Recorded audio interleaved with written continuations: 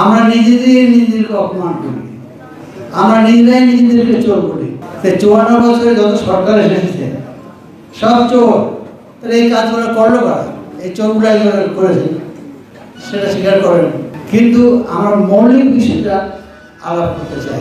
সব সরকার এসেছে, সব সরকার কথা বলতে বলেছে, কিন্তু কথা বলতে বললে পরে বিপদে পড়েছে। এই বর্তমানে যারা ক্ষমতায় আছেন তারা বলেন মন খুলে কথা বলেন। আমি মন খুলে কথা বলি নাই, একটু কথা বলছিলাম, বাস আমার দিকে যাওয়া বন্ধ। কিসের মধ্যে করলাম? আপনি তো বলছিলেন মন খুলে কথা বলেন। আমি তো মন খুলে কথা কই নাই, যেইটুকু কইছে না তাহলে আমার গ্রেপ্তার হয়ে যাওয়ার কথা। কি বললাম? যারা আমাকে বলে বন্ধু বান্ধব যারা ক্ষমতায় আছেন, আমি জিজ্ঞাসা করলাম আমি কি বলছি, হাওয়া পাওয়া বলছেন, তাদের কি হয়েছে, কারে বলছি, তাই না? মন খুলে কথা বলতে, আমি এই দেশের মানুষ, আমি দক্ষিণাঞ্চলের মানুষ, আমাদের একটু বিশেষণ যোগ থাকে। কিন্তু আমি কোনো ব্যক্তিগত বলি নাই। যারা বর্তমানে ক্ষমতা আছেন, অতীতের অনেক ক্ষমতাসীনদের মতো, তারা কেমন করে আইছে এইটা আমি জানি না। তারা মহা মুশকিল, কষ্ট করে লেখাপড়া করছে, বিজ্ঞানের ছাত্র ছিলাম, আন্তর্জাতিক ইন্টারন্যাশনাল রিলেশনের ছাত্র ছিলাম। তা আপনি আইলেন কেমন করে? আমার উপদেশ দিতেছিলেন। আমি রাজনীতি করি 18 বছর বয়স থেকে। ও হালা এসে আমার পাঠ করে এইটা করো, এইটা করো। আরে মুখ সামলার কথা কয়, আমি কোনো অন্যায় কথা বলে নাই। মুরব্বীদের সম্মান করা সেও নাই, এত উপদেশ দেওয়া কেন?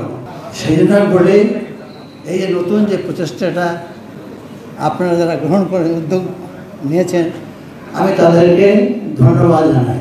আমি জানি তারা ব্যর্থ হবে, এতে কোনো সন্দেহ নাই। মানে কেন?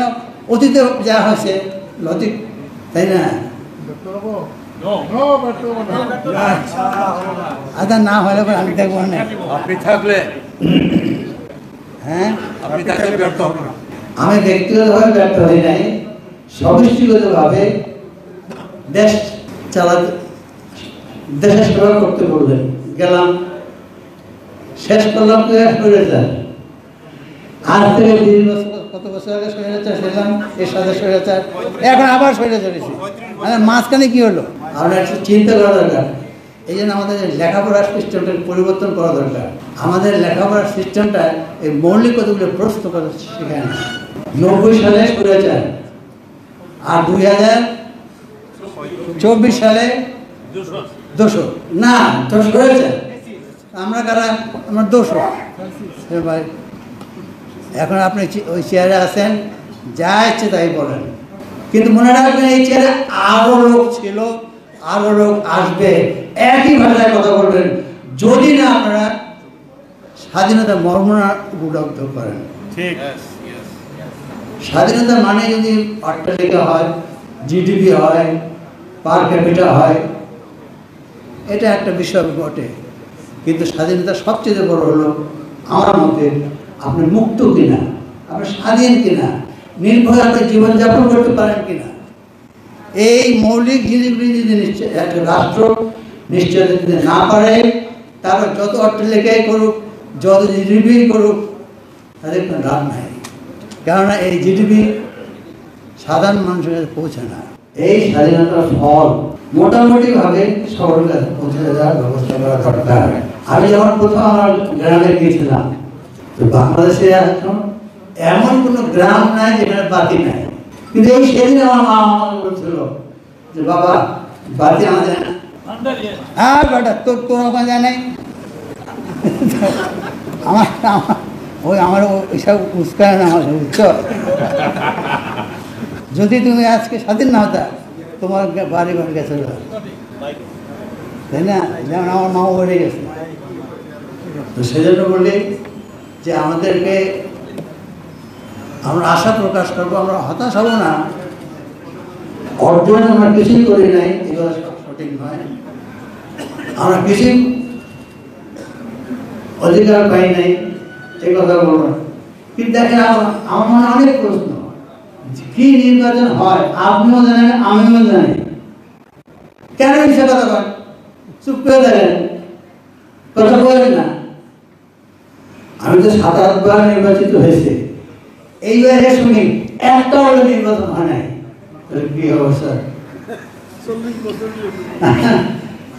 এই কথার উত্তর কে দেবে? এই কথার উত্তর, এই প্রশ্নটা করেন তারা কোনোদিন নির্বাচনে অংশগ্রহণ করেন নাই, অনেকে দেশে বসবাস করেন নাই। সেই জন্য আমি বলি, আল্লাহ তাআলা আমাদেরকে সুযোগ দিয়েছে সেবা করার জন্য। কার সেবা? কার স্বার্থ? আমাদের স্বার্থ না অন্য কারো স্বার্থ? এই জায়গায় এই একটা প্রশ্ন করলাম, কি বলে আমাদের সেবা করার জন্য আসলেন না অন্য কারো সেবা করার জন্য আসলেন? মই জানি না।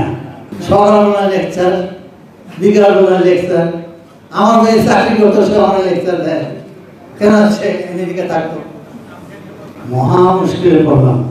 সেজন্য বলি আপনাদের উদ্যোগ অত্যন্ত মঙ্গলজনক। এরকমের স্বপ্ন জন্মের পর থেকে আমরা দেখে আসছি। পরে বিশ্ববিদ্যালয় থেকে আমরা আন্দোলন করে যাচ্ছি, কিছু হয়নি বাংলাদেশে, কথা আমি বলবো না। সংবাদপত্রে কোন স্বাধীনতা নাই, এটা আমি বলবো না। আমাদের বাক স্বাধীনতা কিছু নাই, এটা আমি বলবো না। কিন্তু একটু বেকাতারা হয়ে পড়ে গেছে, দেশ তারা করবে, মাথা ভেঙে দেবে, ঠ্যাং ভেঙে দেবে। কি ভাষা জানি? রাজনীতিতে অনেক ধরনের রাজনীতি আছে, আমরা হলাম উদার গণতান্ত্রিক রাজনীতির লোক। কিছুক্ষণ আগে একজন বক্তব্য দিয়ে গেলেন, মানে আমরা নিরাপদে বসবাস করতে পারি না, আমরা নির্ভয়ে চলাফেরা করতে পারি না। কোথায় পারে? যদি পৃথিবীতে একটা দেশের নাম আমাকে বলতে পারেন অমুক দেশের মানুষ নির্ভয়ে চলাফেরা করতে পারে, কিন্তু সেখানে যে ঘটনাগুলো ঘটে সেটা এক্সেপশন। আমাদের যে ঘটনা ঘটে এটা রুলস, এইটা পার্থক্য। যাই হোক, আপনাদের উদ্যোগে আমি সফলতা কামনা করি। দেশ স্বাধীন হতে পারে, আমরা নিজেরা খেয়াল করি না, কিন্তু বিদেশিরা খেয়াল করে অনেকে। ভাই তোমাদের এক সংস্কৃতির লোক, তোমরা এক ভাষার লোক, এত কিটাকিলি কেন? তাই না? দেখেন ভারতে কত ভাষা, কত সংস্কৃতি, কত কিছু। আমাদের তো তার না। সে আমার ভান্ডারি থেকে শুরু করে তেঁতুলিয়া পর্যন্ত একই ভাষা, কিন্তু আমরা এটাকে কঠিন করে ফেলছি। 24 বছর আমি সরকারে ছিলাম, ওই আমার মন্ত্রণালয় সম্পর্কে তো কোনো বড় বড় হেডিংয়ে কোনো খবর ছাপা হয় না। আপনাকে আমলাতন্ত্র লাগবে, ওই বামপন্থীর মধ্যে কথা বললেন না, তাদেরও আমলাতন্ত্র আছে, কিন্তু আমরা এই আমলাতন্ত্রটাকে দুর্বল করে ফেলছি। একটা কথা, ডোন্ট কমপ্লেন, জীবনটাকে পজিটিভলি দেখেন। কিচ্ছু হয় নাই, সব সোর। এখন আমার নাতি, আমার নানা, আমার ওয়াইফকে, আমার নানাকে বড় লোক না কেন, তার ছবি ছাপা হয় নাই।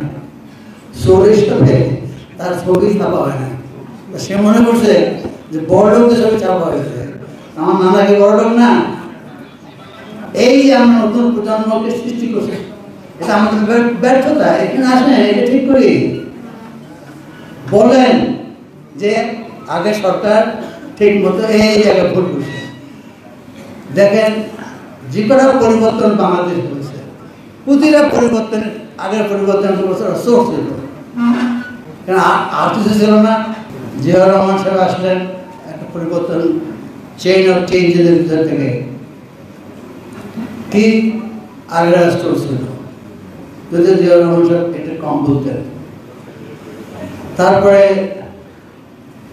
এরশাদ সাহেব আসলেন, সব স্টোর ছিল। তারপরে নির্বাচন হলো, আইসা সব সোর্স ছিল।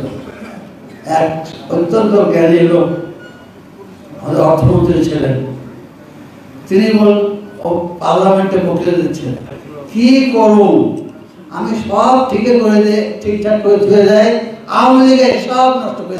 আর আওয়ামী লীগ আসে কি বলেন, সব ঠিক করে দিয়েছিলাম, কিন্তু বিলকে এসব নষ্ট করে দিচ্ছে। তাহলে এগুলো কে কে করছে? সারা এগুলো কে করছে? বাংলাদেশের আজকে পরিবর্তনের দেখো, সমালোচনা করো। কোনো সরকার নাই যে সরকারের সমালোচনা করা যায় না। কত পরিবর্তন দেখেছি, আপনারাও দেখেছেন, আমাকে আরো দেখবেন, কিন্তু কখনো না কখনো আমাদের এই স্বাধীনতার অবমূল্যায়ন হবে না।